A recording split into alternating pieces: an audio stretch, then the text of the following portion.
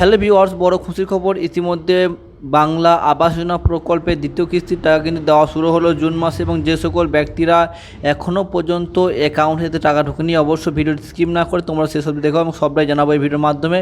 এবং এছাড়াও আমাদের মাননীয় মুখ্যমন্ত্রী মমতা বন্দ্যোপাধ্যায় তিনি কী ঘোষণা করলেন সেটা তোমাদেরকে জানাবো এই ভিডিওর মাধ্যমে। দেখতে থাকো কী বললেন আমাদের মাননীয় মুখ্যমন্ত্রী মমতা বন্দ্যোপাধ্যায়, এবং তারপর বিস্তারিত তোমাদেরকে জানাবো। 28 লক্ষ পরিবারকে বাড়ির জন্য এই বাজেটে অনুদান করা হয়েছে।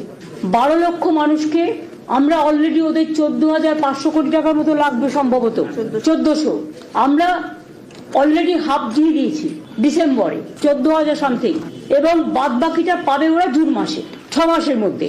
আর দ্বিতীয় যেটা 16 লক্ষ আজকে আবার নেওয়া হলো নতুন করে, যেটা আমরা 28 লক্ষ সার্ভে করেছিলাম, ফিল্ড সার্ভে, সেই 16 লক্ষ মানুষ যারা লিস্টে আছেন এখনো পাননি, তারা ডিসেম্বরের মধ্যে প্রথম কিস্তি পেয়ে যাবেন অর্ধেক, এবং সেকেন্ড কিস্তি তাদের বাড়ি কমপ্লিট হওয়ার আগেই আমরা দিয়ে দেবো।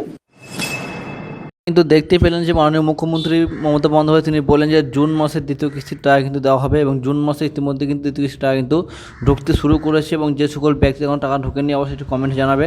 এবং এছাড়াও ফের 16 লক্ষ পরিবারকে কিন্তু ডিসেম্বর মাসে আবার ঘরের টাকা কিন্তু প্রথম কিস্তির টাকা কিন্তু দেওয়া হবে, এমনটাই কিন্তু ঘোষণা করেছে। এবং যারা এখনও পর্যন্ত ঘর পাননি, এবং 2025-এর মধ্যেই কিন্তু তোমাদেরকে আবার দেওয়া হবে ঘরের টাকা, ডিসেম্বর মাসে তোমাদের টাকা কিন্তু ঢুকবে, এবং এমনটাই কিন্তু ঘোষণা করলেন মাননীয় মুখ্যমন্ত্রী মমতা বন্দ্যোপাধ্যায়। আশা করি তোমরা বুঝতেই পারলে।